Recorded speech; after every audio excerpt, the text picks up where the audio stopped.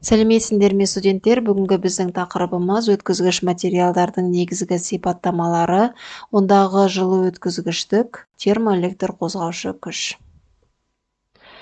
Өткізгіш материалдардың негізгі сипаттамаларына келесі қасиеттерді жатқызуға болады. Меншікті өткізгіштік немесе кері шамасы электрлік кедергі, кедергінің температуралық коэффициенті, меншікті жылу өткізгіштік, термоэлектр қозғаушы күш, созылу беріктігі және үзіліс кезіндегі созылу. Электр тоғының өткізгіштері мүлдем әртүрлі заттар болуы мүмкін. Мысалы, металл сымның бір бөлігі де теңіз суы да электр өткізгіштер болып табылады.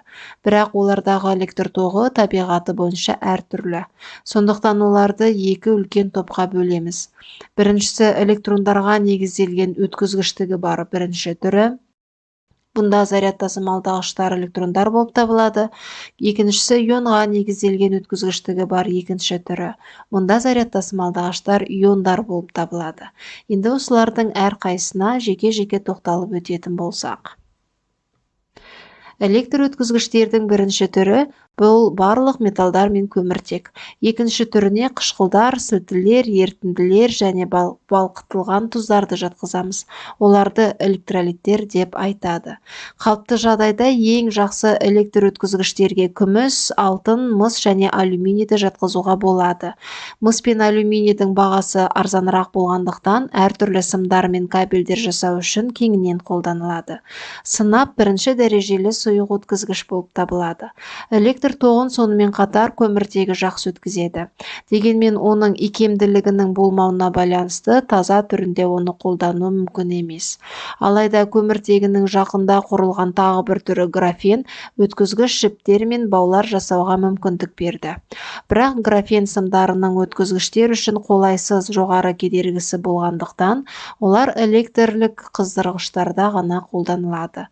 Бұл қабілет бойынша графен сымы никель мен хром қорытпасына негізделген металл сым аналогтарынан жоғары, өйткені ол жоғары температураны қамтамасыз ете алады. Вольфрам сымының өткізгіштері де осыған ұқсас қолданылады. Оларды қыздыру лампаларының өзекшелері мен газ разрядты лампалардың электродтарын жасауға қолданады. Вольфрам ең отқа төзімді электр өткізгіш. Өткізгіште өтетін электр тоғы өткізгішке белгілі бір әсерін тигізеді. Қалай болғанда да температура жоғарылайды. Ол физикалық және химиялық қасиеттерінің өзгеруіне әкелетін химиялық реакцияларды тудыруы мүмкін. Енді электр өткізгіштерінің екінші түріне келетін болсақ. Екінші түрдегі электр өткізгіштер ең үлкен өзгерістерге ұшырайды. Олардағы электр тоғы электролиз деп аталатын электрохимиялық реакцияны тудырады. Нәтижесінде екінші түрдегі өткізгіштің иондары электр полюстерінің жанында қажетті зарядтарды алады және қышқыл, сілтілік немесе тұз пайда болғанға дейін қалпына келеді. Электролиз табиғи шикізаттан көптеген таза химиялық заттар алу үшін кеңінен қолданылады. Мысалы, таза алюминий және кейбір басқа металлды балқымаларды электролиздеу арқылы алады. Бірінші және екінші түрдегі өткізгіштер оларға электр кернеуі әсер еткен кезде ғана электр тоғын өткізе бермейді. Сонымен қатар екінші типтегі өткізгіш пен бірінші типті өткізгіш өзара әрекеттесуі кезінде де, мысалы қышқыл мен қорғасын, электрохимиялық реакция пайда болады. Бұл электр энергиясының бөлінуін қамтамасыз етеді. Батарея құрылғысы осыған негізделген. Батареяларда әртүрлі электролиттер қолданылады. Бұл құрылғының электрохимиялық тізбегі қандай болатынына байланысты анықталады. Ең кең тарағаны сілтілі типтегі аккумуляторлар. Оларда сілті электролит ретінде қолданылады, ал электродтар ретінде никель кадмий өткізгіштері қолданылады. Бұл мұндай батареялардың салыстырмалы түрде арзан болуына негіз бола алады. Сонымен қатар күміс мырыш типті электродтар мен сілті электролиті бар аккумуляторлар кең тараған. Бірінші типті өткізгіштер бір-бірімен байланыста болған кезде де өзгеруі мүмкін.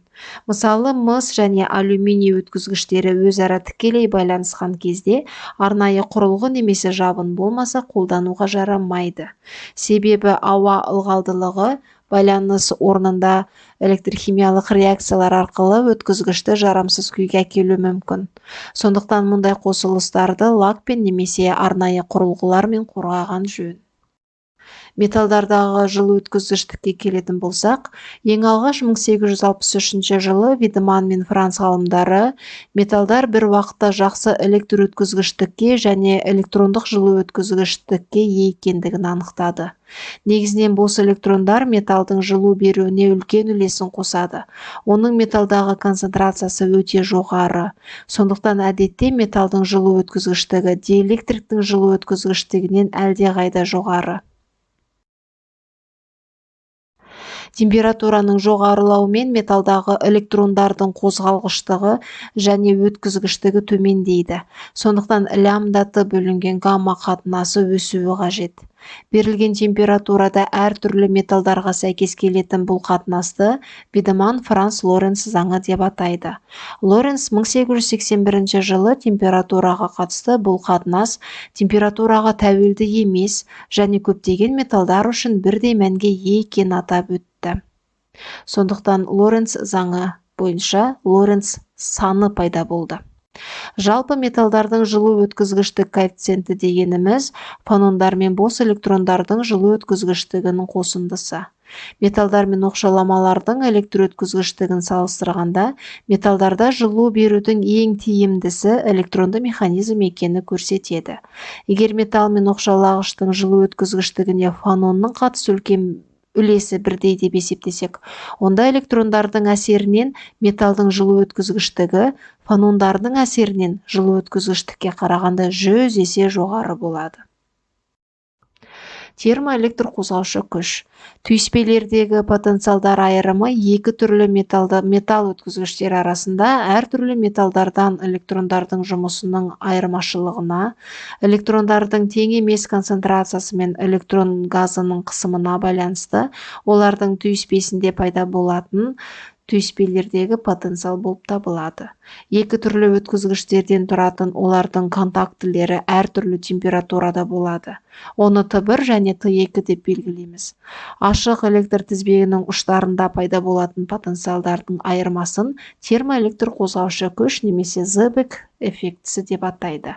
Мұндағы лямбда Т салыстырмалы дифференциалды термоэлектр қозғаушы күш. Термоэлектр қозғаушы күштің негізгі себептеріне келесі жағдайларды жатқызамыз. Ол контактілі потенциалдар айырымының температураға тәуелділігі, заряд тасымалдаушылардың ыстық түйісулерден суық түйісулерге диффузиясы, фонондар мен электрондардың белсенділігі. Осымен бүгінгі дәрісіміз аяқталды. Сау болыңыздар.